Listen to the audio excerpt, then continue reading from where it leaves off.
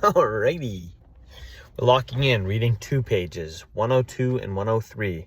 We're still in Leviticus.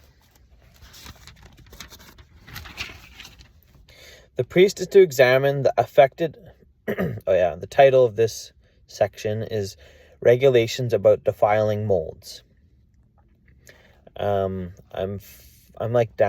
farther down in the paragraph. The priest is to examine the affected area and isolate the article for 7 days. On the 7th day, he is to examine it, and if the mold has spread in the fabric, the woven or knitted material, or the leather, whatever its use, it is a persistent defiling mold. The article is unclean. He must burn the fabric, the woven or knitted material of wool or linen, or any leather article that has been spoiled. Because the defiling mold is persistent, the article must be burned. But if, when the priest examines it, the mold has not spread in the fabric, the woven or knitted material, or the leather article, he shall order that the spoiled article be washed. Then he is to isolate it for another 7 days. After the article has been washed, the priest is to examine it again. And if the mold has not changed its appearance, even though it has not spread, it is unclean. Burn it, no matter which side of the fabric has been spoiled. If when the priest examines it, the mold has faded after the article has been washed, he is to tear the spoiled part out of the fabric, the leather, or the woven or knitted material.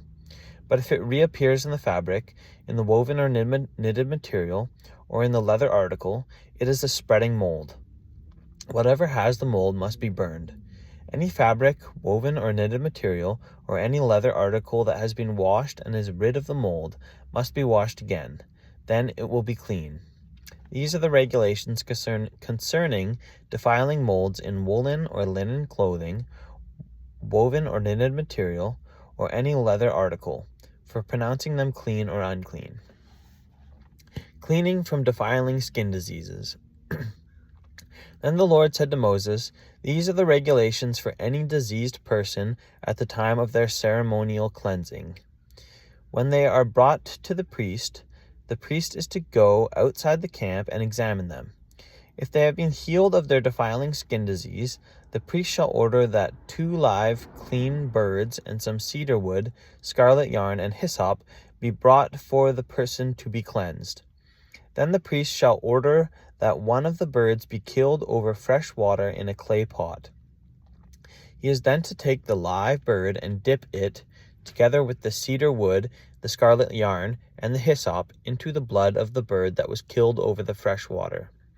7 times he shall sprinkle the one to be cleansed of the defiling disease, then pronounce them clean. After that he is to release the live bird in the open fields. The person to be cleansed must wash their clothes, shave off all their hair, and bathe with water. Then they will be ceremonially clean. After this they may come into the camp, but they must stay outside their tent for 7 days. On the 7th day they must shave off all their hair. They must shave their head, their beard, their eyebrows, and the rest of their hair. They must wash their clothes and bathe themselves with water, and they will be clean. On the 8th day they must bring 2 male lambs and 1 ewe lamb a year old, each without defect, along with the 3/10 of an ephah of the finest flour mixed with olive oil for a grain offering, and 1 log of oil. The priest who pronounces them clean shall present both the one to be cleansed and their offerings before the Lord at the entrance to the tent of meeting. Then the priest is to take one of the male lambs and offer it as a guilt offering, along with the log of oil. He shall wave them before the Lord as a wave offering. He is to slaughter the lamb in the sanctuary area where the sin offering and burnt offering are slaughtered. Like the sin offering, the guilt offering belongs to the priest. It is most holy. The priest is to take some of the blood of the guilt offering and put it on the lobe of the right ear of the one to be cleansed, on the thumb of their right hand, and on the big toe of their right foot. The priest shall then take some of the log of oil, pour it in the palm of his own left hand, dip his right forefinger into the oil in his palm, and with his finger sprinkle some of it before the Lord 7 times. The priest is to put some of the oil remaining in his palm on the lobe of the right ear of the one to be cleansed, on the thumb of their right hand, and on the big toe of their right foot, on top of the blood of the guilt offering. The rest of the oil in his palm the priest shall put on the head of the one to be cleansed, and make atonement for them before the Lord. Then the priest is to sacrifice the sin offering and make atonement for the one to be cleansed from their uncleanness. After that, the priest shall slaughter the burnt offering and offer it on the altar, together with the grain offering, and make atonement for them, and they will be clean. If, however, they are poor and cannot afford these, they must take 1 male lamb as a guilt offering to be waved to make atonement for them, together with 1/10 of an ephah of the finest flour mixed with olive oil for a grain offering, a log of oil, and 2 doves or 2 young pigeons, such as they can afford, one for a sin offering and the other for a burnt offering. On the 8th day they must bring them for their cleansing to the priest at the entrance to the tent of meeting, before the Lord. The priest is to take the lamb for the guilt offering, together with the log of oil, and wave them before the Lord as a wave offering. He shall slaughter the lamb for the guilt offering, and take some of its blood, and put it on the lobe of the right ear of the one to be cleansed, on the thumb of their right hand, and on the big toe of their right foot. The priest is to pour some of the oil into the palm of his own left hand, and with his right forefinger sprinkle some of the oil from his palm 7 times before the Lord.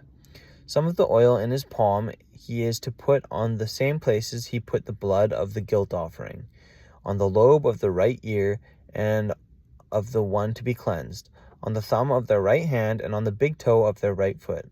The rest of the oil in his palm the priest shall put on the head of the one to be cleansed, to make atonement for them before the Lord.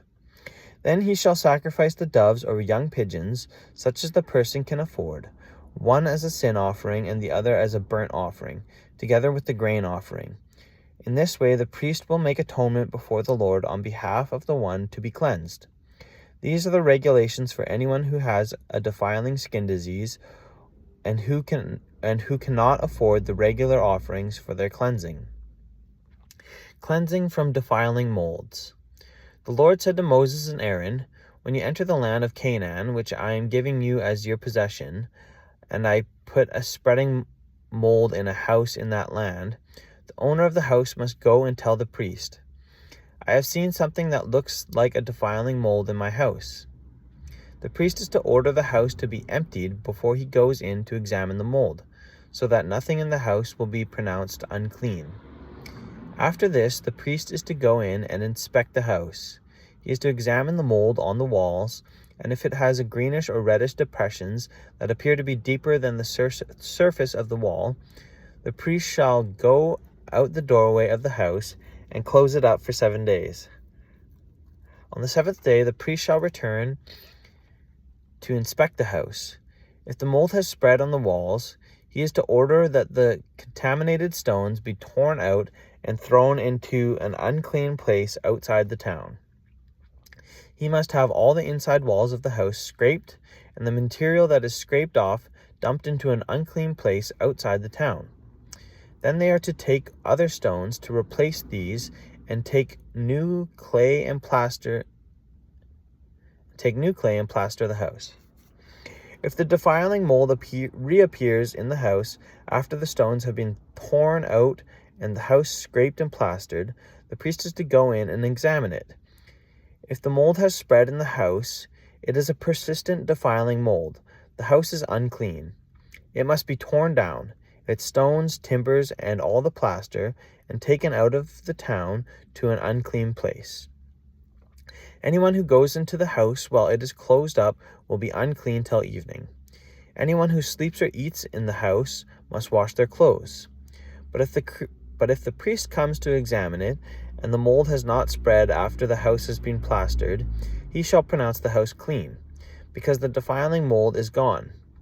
To purify the house, he is to take 2 birds and some cedar wood, scarlet yarn, and hyssop.